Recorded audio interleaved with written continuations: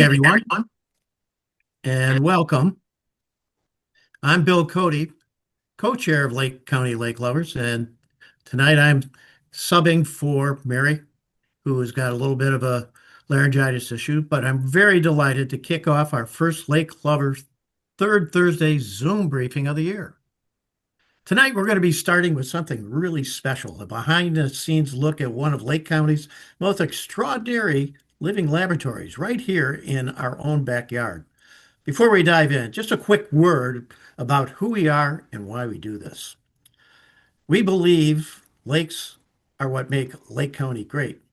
Yet the truth is that the majority of our 173 lakes are in decline. The Lake County Health Department has been very clear. Neither government action nor government funding alone can reverse this trend. Real lasting change will only come through our committed volunteer action. People like you who care enough to step up for our lake sustainability. This is how we work. We find, engage, and guide passionate volunteers to make smart, synergistic actions while building strong partnerships with local and national leaders. Well, what do we actually deliver? We measure water health and build clear public trend lines so everyone can see what's happening on their lakes and other lakes in the county. We engage in education with students as a community scientists, giving the next generation hands-on ways to protect what they inherit. And we invite public and private donors to partner with us so we can do even more. The best part? Anyone who considers themselves a lake lover is welcomed. Membership is completely free, and if you join us, just look over in the join link. We'll drop in the chat during the presentation, or you can sign up in seconds. We're a volunteer organization operating in Lake County underneath the umbrella of Global Waterworks, our 501(c) nonprofit home. Now for tonight, we have been incredibly fortunate to have Jim Heinen, Chief Operating Officer of the University of St. Mary's of the Lake MUNDELEIN Seminary, leading us on a well-illustrated tour of their remarkable campus. For those who don't know it, MUNDELEIN Seminary sits on 1,100 acres in the Lake County area, including the university's own 106 30-foot deep lake, one of the most impressive living laboratories in our region. In fact, it's probably one of the more deeper lakes that we have. For decades, the campus has placed care for creation, the center of its mission, deeply influenced by Pope Francis encyclicals Laudato Se and Laudate Deum. And I'm sorry if I don't speak Latin very well. Jim is going to take us on a journey tonight, but a couple of quick housekeeping notes. During the presentation, please click on your mute button. If you have a question, you'll notice on the left-hand side at the bottom of your Zoom page a chat button. Please use that chat button to go ahead and ask a question. And at the very end of the presentation, which will run about 35 minutes, and it includes a 7-minute video, we'll open it up for Q&A and discussion. Well, we ask everybody except the speaker, once again, please mute the red little microphone button, and we will get started. I want to hand this over to Jim, and I want to say thank you so much, Jim, for coming and joining us tonight. Take it away. Thank you for letting me be with you this evening and talking about supporting healthy lakes in Lake County. As Phil said, I'm Jim Heinen. I serve as the Chief Operating Officer for the University of St. Mary of the Lake. The university and seminary support 33 sending dioceses and their seminarians from within the United States and outside of the United States across the world. In addition, the School of Parish Leadership and Evangelization works on advanced degrees, master's, doctorate degrees, and certificate programs for laypersons that are helping out inside of their parishes. So we are a Catholic institution, and we're very thankful to be here tonight. So as you come up with questions, as Bill said, get them in the chat. Be open to talking about, what is there as more things that come up. But let me tell you a little bit about what we follow. So as Bill was saying, so Pope Francis a few years back developed his encyclical Laudato Si, And at that time, we stopped to recognize that the university was already working on pulling together all these different learnings and teachings across campus solely by being there. And when Pope Francis put this out there, the direct support team got together and said, you know what, we're doing these things. Let's start to really lasso them together and tether all the pieces.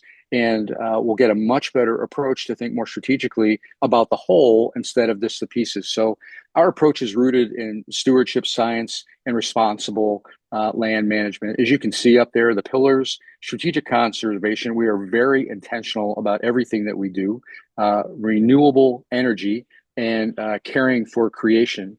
You know, we believe that by leading by example and starting with essential steps, it allows us to build a strong foundation for environmental stewardship, restoration, and then we can build upon those initiatives as we go forward. And these aren't just abstract things. Some of the points you're going to hear about tonight, they are actionable, they're collaborative, they are not possible without partners, and many of them have already transformed St. Mary's Lake, and you're going to hear a little bit more about that as well. So what you see in front of you is this tag of caring for creation, and this is something that Mary and I worked on a few years back, but I want to tell you a little bit about it. As you heard me say, partnerships. The things that we do on campus would not be possible with partners. If you can believe this, we have 6 master groundsmen, 7 skilled craftsmen, and a staff of about 200 persons that work on campus. Very small numbers for the operation that we put together. So I like to share that we really tether out to all these other organizations. We collaborate, we talk about ideas, things that are in front of us that we believe are possible, and hopefully we come out with a solution that is bountiful and able to move forward. Sometimes not so much, and we learn and we step back, we pivot, and we move forward again. Lake County Lake Lovers is one of those organizations, 2,800 members across the globe doing marvelous things with water management. And that's really helped talk more about the things that we do. The Lake County Department of Health, Department of Water Quality Management. These folks help with testing of the water because it is such a large inland body of water and feeds all the way down to the displays. It's very important to understand what is taking place inside of the water. Libertyville and Mundelein fire departments, others that come out and they do a lot of rescue on the water. They also do controlled burns, and they help a little bit with shoreline restoration. And of course, stormwater management. As we start to better understand what happens as the water flows from Loch Lomond to us and beyond, erosion and everything that encompasses, they provide strategic guidance and helping us build a strong infrastructure as we go forward. So this video is about 7 minutes. You're going to see me with a goatee and or a beard in this. So please enjoy. I may talk over a few points as we're going through it. We follow Pope Francis's doctrine on Laudato Si and now Laudato Deum, which really accentuates the fact that mankind cannot survive on its own without all of the creatures around it.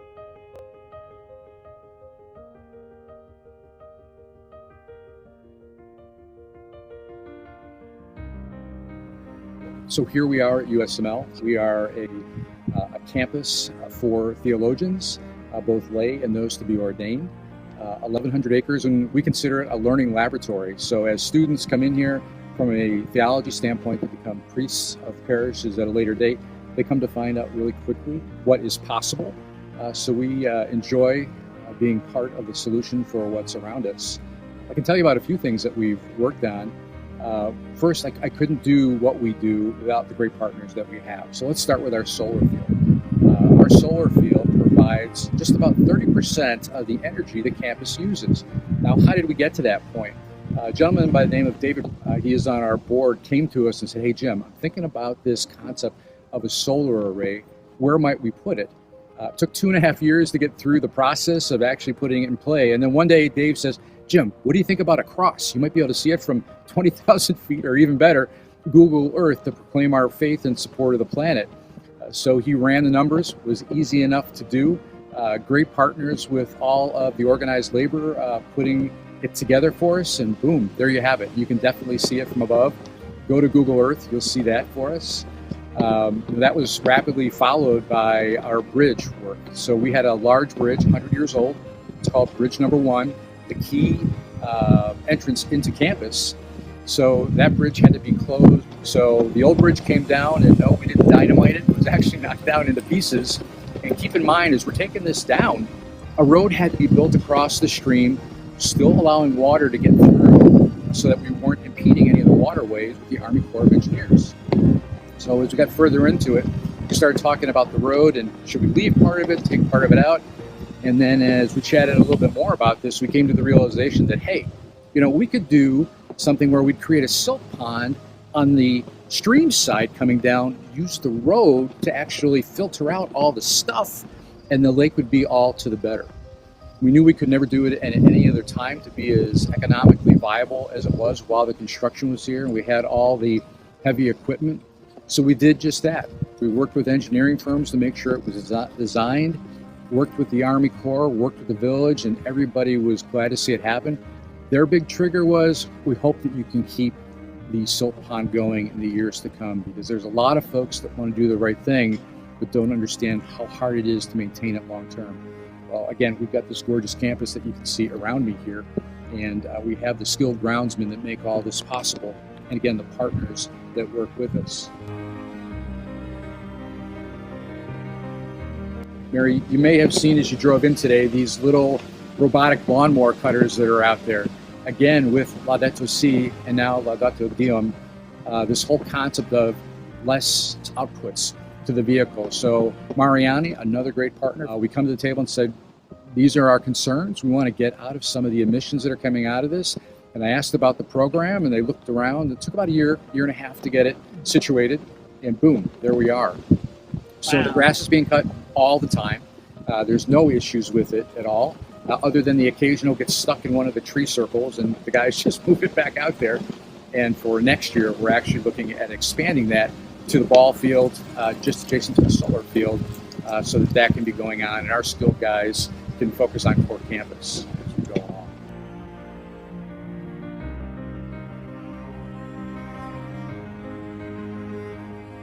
So each year, our guys, figure 130, 140 seminarians come in. They take one day where they go ahead and volunteer their time at service projects somewhere on campus. So for this year, I propose that we start working on the shoreline restoration. Because as most of you already know, as the shoreline erodes, phosphorus goes in the water, so the key is keeping it where it is. So working with Gerard from Lake County Cement, he and I chatted and we said, hey, this is how we want to approach it. So we said 2 feet wide off the soil, 2 feet deep, and 1,000 feet long, all right, as we go at this. So we brought in, the tonnage is escaping me right now, but it took the guys all day with all the men working to get it down there and the heavy equipment to move it along. So we didn't get to the 1,000 feet, we got to about 850. The good news is that there is strong volunteerism here to keep that going each year. So that'll be an ongoing project as we move along, keeping in mind that we have about 3 miles of shoreline around us if you do the circumference of the lake. So that's a whole lot of rock to drop in there, but our skilled craftsmen that work here, have said they want to be part of the solution too. So we'll do a little bit of that in between as concrete makes its way to us and tools for erosion are available.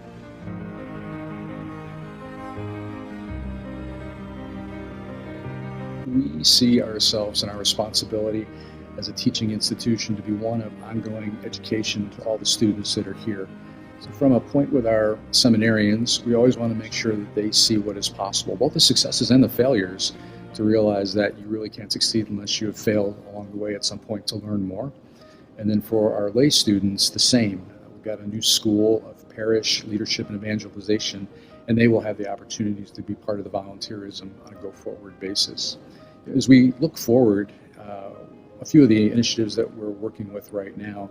So one of the opportunities we have is with the lake itself, and the bridge was a key staple in making this next point work. And that's talking about ensuring that the clarity of the water is as healthy as it can be, that we eliminate all of the muck at the bottom where possible, as long as it's organic in nature. And we're starting to look at a little bit of a program with bio-dredging. We'll continue the shoreline restoration as we work through next year and beyond. That'll always be an ongoing project.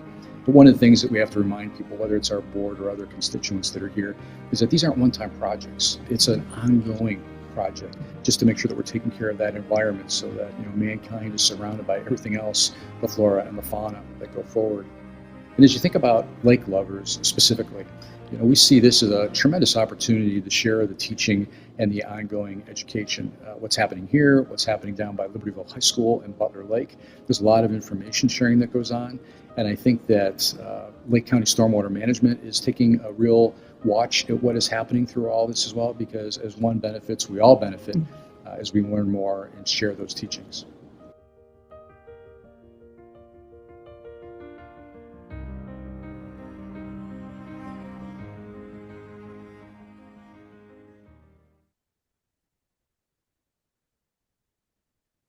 So let's talk a little bit about the characteristics of the lake that goes on, because that's really what we're here to talk about tonight. A little bit over 3.5 miles linear miles going along. Campus is at the west end, and there's a tremendous amount of woodland forestry that is around us. And when you go all the way to the east end, we have a large bridge number 5, that also has a Class 2 dam in it.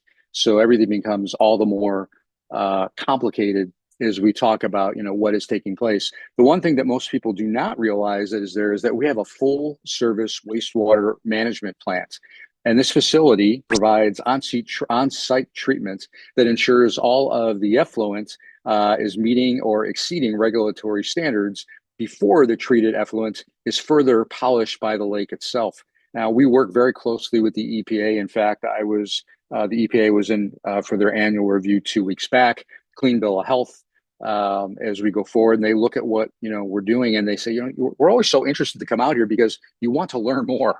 As we go forward, we partner with the Village of Joliet. The person that's over sanitation management there and clean water coming in is the certified operator. So between my operator on the ground, and all the partners that we work with, make sure that everything is coming out of the treatment plant is meeting the needs and then working its way into the water. So when you think about this, imagine you've got a Class 2 dam, you've got the shoreline buffers, controlled burns, and then you've got partnerships that make everything possible. And this wastewater treatment plant is really a foundational component to the waterway, when we have to make sure that everything is doing what it's supposed to doing for the long-term sustainability of the water.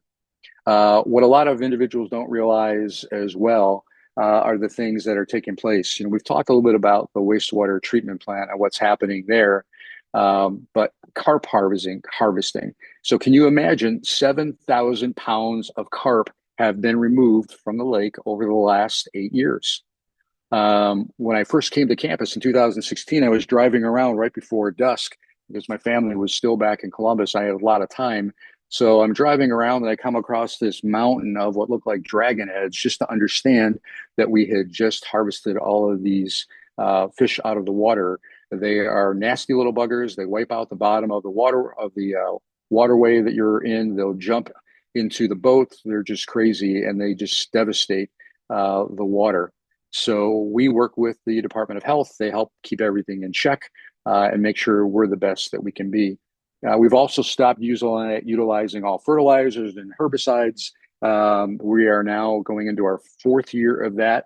That can be unsettling for the person that wants that very green, lush lawn, all that nitrogen, all those things that are going along with it. But by doing so, we have really eliminated the nutrients load that works its way down into the waterway. We also don't salt our bridges. They are plowed, they are sanded for up to 50 feet leading up to them to keep all that chloride out of there. And then our teams go through chloride, what am I trying to say here? Spreading of salt across campus here. So the guys understand that it is an ongoing battle every single year to make sure that the men really get, you just don't scoop it and throw it. There's a whole process, and College of Lake County helps offer how that should be done. Now, you heard talking about Bridge 1, and actually the bridge that you see in that picture is bridge number 4, which leads to a testing lagoon that I'll talk a little bit about. And then over to the right, you see the map there. This is coming from the Bull Creek Watershed Report of 2015. And I would love to say that it had gotten better, but the red areas you see are where the shoreline erosion was so substantial, we just kept losing footage along the lake front as you go forward. Now, imagine yourself in a kayak, and as you're going along those red-lined areas and a little bit of the yellow, but mostly the red, and you've got the water level, and then you see a gap, maybe 10, 12 inches, and then you see the earth. You can put your arm all the way up to your rib cage underneath where the trees and the grass and all the native plants are growing. That's how much erosion is taking place in there. Hence why the shoreline restoration, is so important with what's taking place. This is all about wind currents and things that happen. But if you can imagine for a moment, the more erosion you get, the larger the lake gets, but not necessarily to the better. It becomes shallower because all that sediment and soil falls into it, also releasing all of that phosphorus. From this map, you can see the far end off to your right, that green line, that is the dam. And that class 2 dam leads down to Butler Lake and then beyond. And there's all types of testing and engineering reports that have to be reviewed on that on an annual basis to make sure that it's safe. The water that's going through it is flowing right and is regularly being tested. Now, you heard me talk about the seminarians. We average about 1,000 linear feet that are worked on. The guys are volunteering their time along with staff and faculty. Recently, through stormwater management, we were awarded a grant that we had applied for to take on another 4.8 thousand linear feet, which will get us all the way from the dam up to the far side of the lake towards core campus, allowing us to get into all of that red area that you see. This summer, this will be our largest restoration effort. The project will be completed when the guys are back. It's typically the last week in August, first weekend in September, when everything kicks off with their service day. And we will have completed at that point in time approximately 7,300 linear feet of shoreline restoration on our own. And it is amazing to see what these men, women, everyone that is working on it when you put staff into the mix. And we want to get lay persons involved from the school this year as well. And if you average 1,000 linear feet at least, eventually you will get around the lake and you'll be in good standing. Now, what we're talking about predominantly this evening is, lake lovers. When you think about this, you prioritize good data, and you can do that through regular monitoring. The first step is caring for any natural resources, is understanding it at the deepest level about what is happening. The average person in the beginning, when I would be looking at what's going on in the lake, is beautiful and clear in the spring, and by summer it's getting that green, and it starts to get a little bit better again in the fall, and not really understanding the why. So this last summer, we were invited in to participate in the strategic sampling program, and we were one of 12 lakes in Lake County that participated in this program. It started in April, ended in October. Jerry will be on here. He was a science teacher prior to his new journey as being retired, but the man is far from retired. Coming out and you're testing the water, you're doing it weekly, every 2 weeks, you're doing it in the same area. So our engineering staff had to be trained. They had to take the boat out there. They had to drop a buoy in place. There's a whole set of protocols that are put in place to make sure that things are being done consistently. Now, understand, we are not the scientists in this. We are the lay people trying to be good stewards of the lake and working through this program. And what was really remarkable as I sat at the end of the season and just kind of watching what had taken place were the individuals from all 12 lakes talking about what they had done. Men and women involved, all levels of life, and just enjoying getting to understand, a little bit more about what was taking place. Before I turn this over to Jerry, I want to talk about something that really brought this home for me. This might be a little bit hard to see, so you may have to squint a little bit if you don't have glasses on. But I want to bring your attention to the red box and the blue box for a moment. The blue box is showing the water temperature and the air temperature. When we began taking readings, the air temperature was at 54. So that's getting that April thing kind of going into May, and water temperature about 60. All right. When we got a little bit further along and we got to an air temperature of 70 and the water was at about equilibrium 67.7, we found that the Secchi depth, which is how far you can see down into the water in inches, was at its best point. It was at 58 inches down, you could see into the water. And that was just a great thing to understand. But the tipping point came very quickly. The air temperature got to 84.7, the water got to 83, and we lost almost 50% of the visibility of being able to see down into the lake when it dropped down to 30 inches. So we're watching these all this information, all this data come in, and we're starting to understand, why is this happening? And through individuals that are on this call, Mary's leadership, Bill's, Jerry's, and countless others along the line, you start to become educated on what is really taking place. I remember there was one point where we were measuring the air temperature in the water, and we were seeing things on the news locally about how Lake Michigan was warming, Lake Erie and such, and we're like, can it really be getting that warm? Can something really be warming up to that level? And here you can see that it was happening, and it has all types of negative consequences that go along with that. So, with that said, I'd like to, for a moment, bring Jerry on here, but I want to just tell you this, okay? We started to see what was happening. And about a year ago, we started working with some of their, if you can believe it, they're called muck pellets. It is an enzyme that is addressed to eat away at the excess nutrients that are in the water, right? We looked at some other things with aeration programs and such, and it just was not cost effective. We could not take on a liability that was, a $500,000 to invest when our primary responsibility is the formation of seminarians and taking care of the planet. So we started working again with the Department of Health and Water Quality Management. We took a lagoon and tried these muck pellets to see what happened. Now, it's still too early to tell what is taking place in that lagoon. This will be the third year we're going into, and we'll expand to another lagoon across the lake. These lagoons have long been testing areas to understand what happens with Asian carp and without Asian carp. Working with the Department of Health, we have fenced off under that bridge that you saw in the earlier picture, chicken wire, and replanted the base of the lagoon, and the water cleared up. It was doing great. You could see the greenery going along. And then they started to open it up slowly. And as soon as the Asian carp got back in and ate away at all of the greenery, the water became issue again. So hence why it's so important to work with that. Jerry, do you have a moment where you might be able to jump in and talk a little bit about what's on the screen in front of us and chat a little on the similarities between our two lakes at Loch Lomond and St. Mary's? Yes, Jim. Uh, and I'm going to start by saying I keep learning. Every time I go over to St. Mary's, I learn something new. I didn't know about the muck pellet test ground that you had over there. So that's wonderful to hear. And it also, at Loch Lomond, we've been doing this. I think this will be the start of our fourth year. And we're just doing some muck pellets all along the side along the shoreline to see if it's making a difference. And we've seen a little difference. So it was wonderful to hear that you're doing that as well.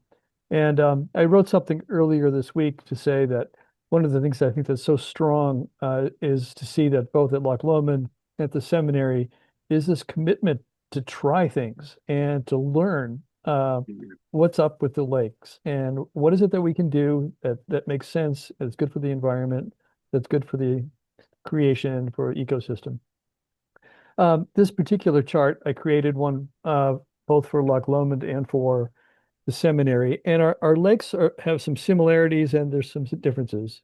And to begin with, Loch Lomond, we're only about 8 feet deep at the deepest point, whereas you're about 14 to 15 feet deep. And that's where we were doing the testing, or I should say the monitoring.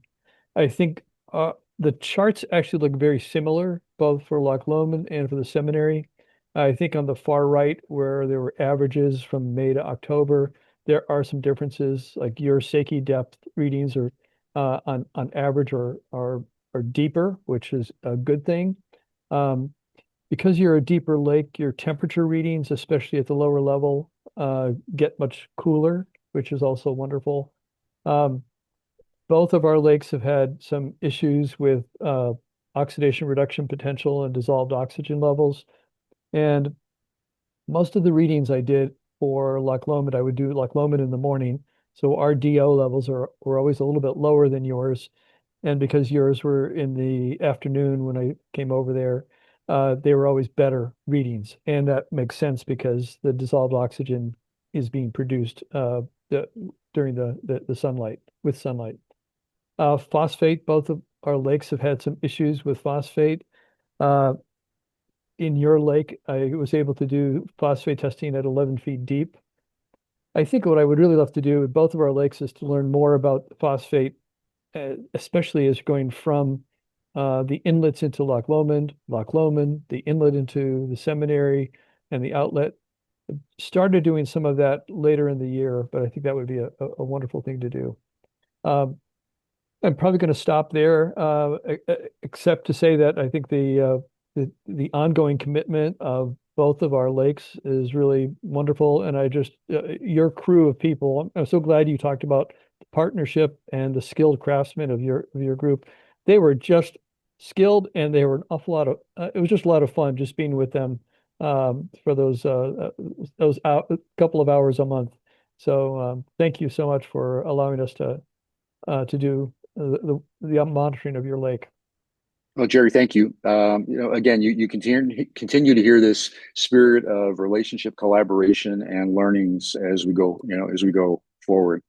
Now, along with all this, and it all ties to water and everything else, you heard me talk a little bit about the solar energy plant. 30% of the energy, for campus comes through that, and we sell back the over creation back to ComEd. Now we are also looking at this point in time of battery support systems for storage so that we can use the stored energy during peak demand times rather than selling it back for just pennies on the dollar.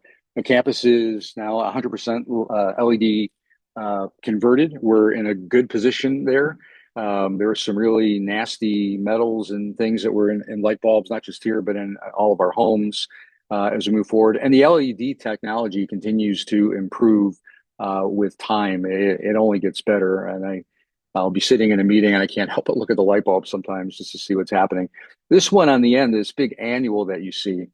So working with North Shore Gas, we go through steam trap assessments, 1,661 steam traps on campus across 19 buildings.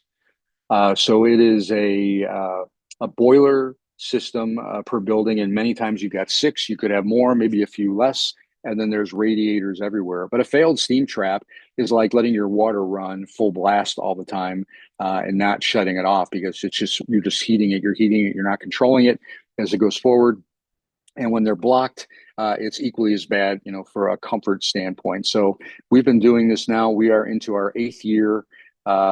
Take the awards off the table that we get for being on top of this, because in the beginning, we had to go to residents that live there and say, hey, we want to take the 2 sides of your radio apart and test them.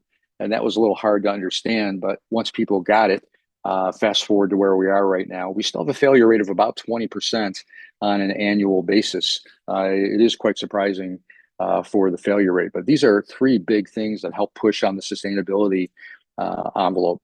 Now, Mundelein, we are home to lots of things that call the lake their home and our national feed points. The images you see here are actually all taken on campus. The active wildlife rehabilitation, rehoming that happens, we work with different agencies that will have, it could be possums, raccoons, it could be deer. The list goes on of animals that have been injured, and they get them back to health. And I still remember the first call when someone said, I'd like to release A, B, and C onto your campus.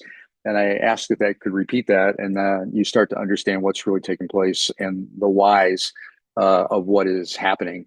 The targeted species populations, the bluebird habitat restoration is amazing. If you go on the campus and you're walking around the lake, you'll see what look like, they're not look like, they're blue birdhouses, white top with a cross on it. And there's a little slat on the back of it. Occasionally we'll find money put into those because people think they're donation boxes.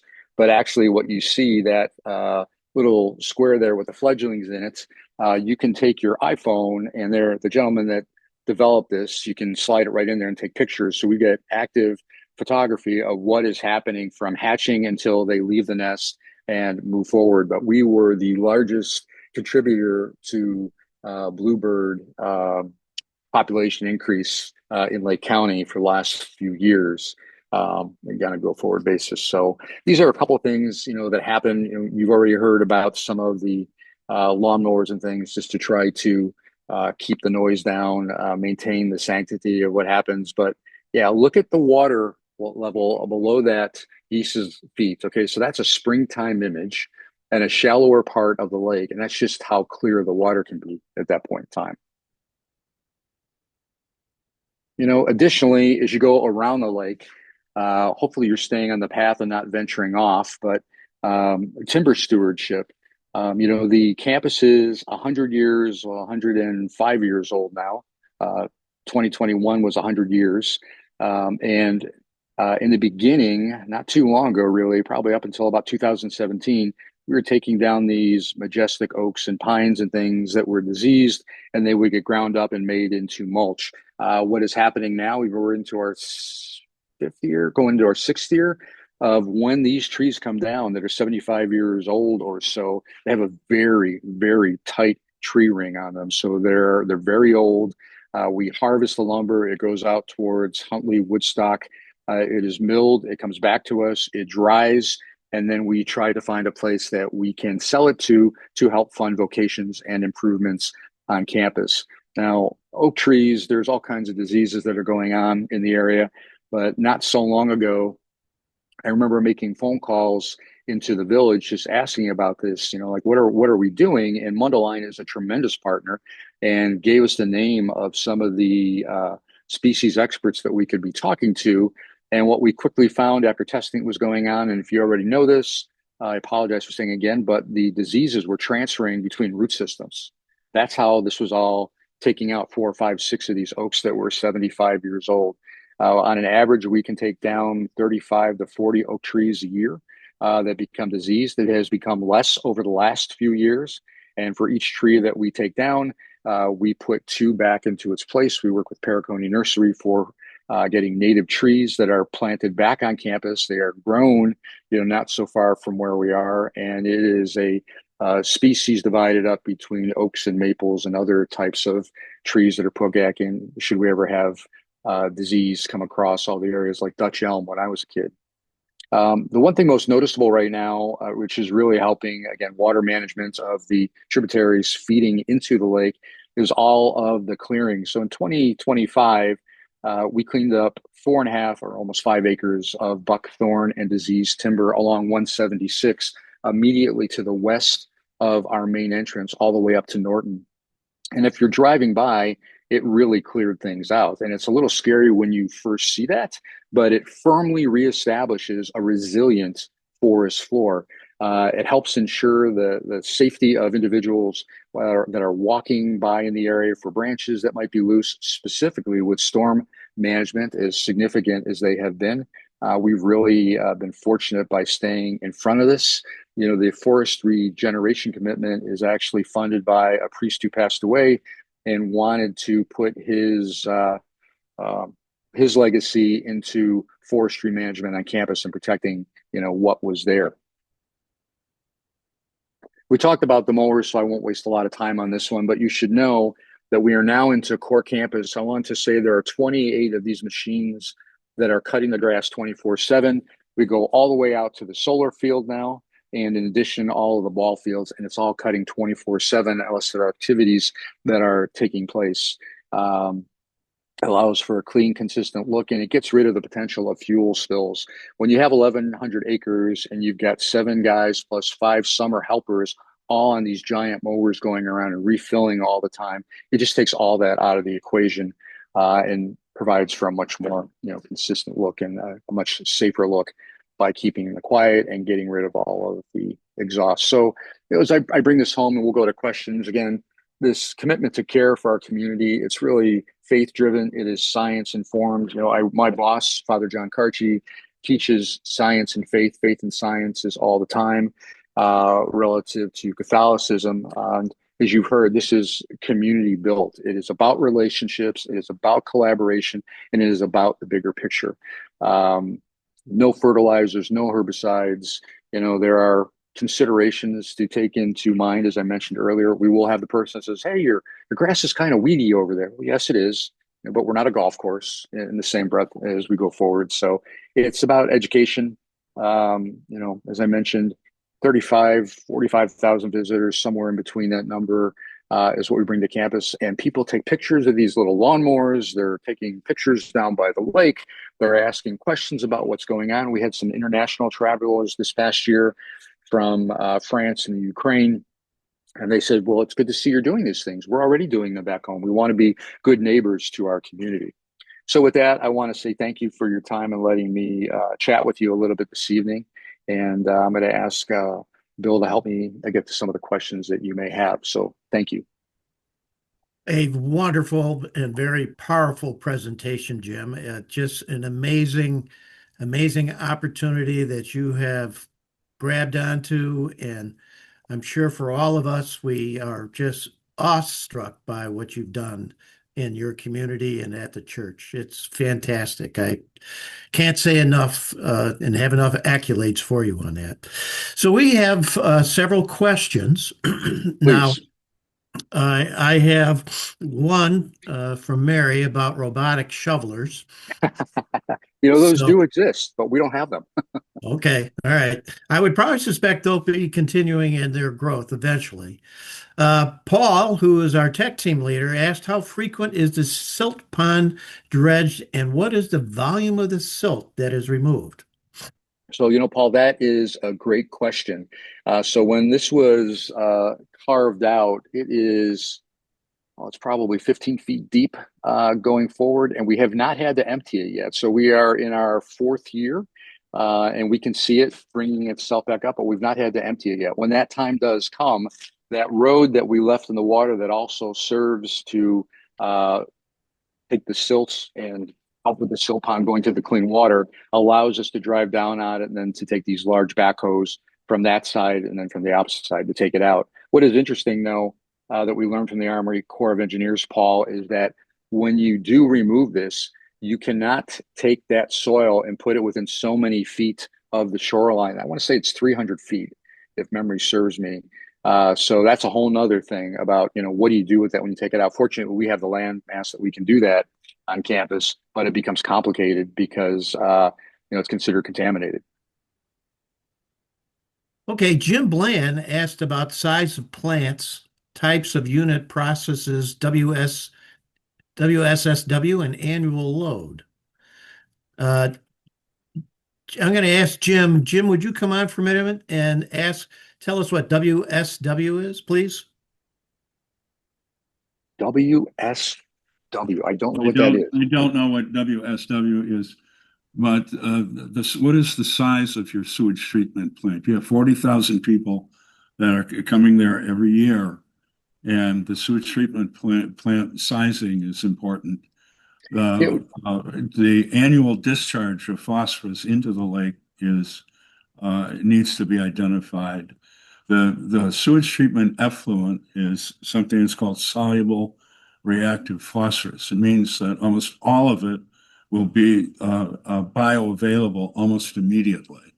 So in terms of sizing the sewage treatment plant and sizing the lake, it's critical to know what the annual loading is.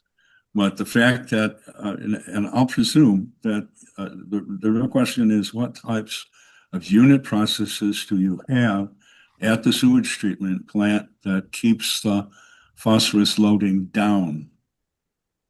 And has St. Mary's looked into the business of rerouting their sewage out of the lake? Yeah, Jim. Okay, so these are great questions that you're bringing in there. So let me start with the last and go back. One of the first things that I evaluated as I put together a 100-year capital plan for all these pieces that make up the University of St. Mary Lake was the wastewater treatment plant. As you mentioned, there is a phosphorus. And by the way, the other things that you guys have done look great, absolutely great. But Oh, no. My concern about the sewage treatment plant, Yeah. different. So we worked with an engineering firm across 3 years to develop what it would take to connect us to the city. So I'll give you just a higher level picture. So from the main chapel going south on campus, which involves the conference lodge where most of these people are staying, the school at the far end, classroom building, administration building, that is all hooked up already to the city sewer. It was close. That happened in the late 60s. The north plant was maintained, which is really where the persons that live on campus, being seminarians, faculty, and that is going to be, let's say, 400 people that you've got living on campus in there, and that's where that is going. When we got through the study, and this would be in 2019 dollars, $1.8 million to hook up to city sewer from that point. We worked very closely with the village of Mundelein, and here's where it gets complicated and a challenge. Because we are a private organization, a religious organization, trying to get funds available to help offset these costs became almost unattainable to work through this. So we know what the costs are. We went through a series of redesigns on rather, these really large pipes to all a series of, and you're going to all laugh at me when I say this, to a series of machines that chop the waste up as it's moving along, being smaller, less complicated, less expensive. And even at that number, in today's dollars, you were almost the same as you were in the past, just with inflation moving forward. So we want to be out of this business. We don't want to be in the business. The load and everything that we operate with is monitored very closely, and we are way to the compliance side. I want to say, Jim, the capacity on that, we're able to push maybe 3 times what we put into it right now. It's a very small amount of effluent that actually goes through that system. But as you said, there's no denying the phosphorus is there, and it's monitored. The whole process is monitored very, very closely. Okay. Looking at Alan has asked if you've done any fish surveys along the lake. Yeah, so we were let's go quickly here. 2016, the lake was overfished. We were really struggling. Used to be able to come and get a permit in here into the lake, and people would just take things out. So then we closed it down. Fish survey is pretty diverse. Bass, these largemouth bass. We had one of our public safety officers as a staff member or faculty. You're allowed to fish in catch and release, but the general population public cannot. And he pulled one out that went from, just below his rib cage to the ground when his college age son pulled this out. So the fish the species are substantial as we go forward, and we are evaluating what we need to do there's too many fish in the lake, honestly. How do we work around that? So again, working with the Department of Health on that. Okay, I want to make mention that at 7:56, our program is supposed to conclude at 8. If you feel a need to leave, go ahead, but I think we got a couple other questions and comments coming on, so please feel free to hang on here. And I'm going to go to our next question. Again, Paul asked if Lake County Lake Lover members can witness the August shoreline stabilization effort, and how do we see the procedure? And would you take any volunteers from Lake Lovers? We absolutely would. And that's something that we need to talk about because this summer's project is so expansive with the tonnage that we're bringing in. There will be opportunities. Yeah, well, I'm going to park that one. We'll discuss that further. Okay, very good. Let's see here. Any other questions or comments for Jim? Well, then, we are going to conclude pretty much on time. Again, Jim, what a fantastic presentation. What a way to start out 2026. I think all of us have probably been energized a little bit more during the cold winter months to be really getting forward and getting back involved in our lakes. So, got to say, you've done a great job. Thank you very much. I'm going to go ahead and conclude the meeting by telling all of you, thank you so much for coming on board tonight. It was a wonderful presentation. It's wonderful to see all of you, and I hope that you will take a hard look and see what you can do with us this year. So, outside of that, thank you very, Thank you, very everybody. much. Yeah, Have a thank you, great Dan. evening and have a great rest of the Bless. week. It was, Go Bears. yeah, it was beautiful. It was, you. your presentation was inspiring, and I've been on the property, I've walked around, and and you are helping to keep it beautiful. Thank you. No, you're welcome. Thank you. Yep. Okay, everyone have Okay, a good night. everybody, we're going to conclude the meeting. Have a good one. Okay, God bless. Bye-bye.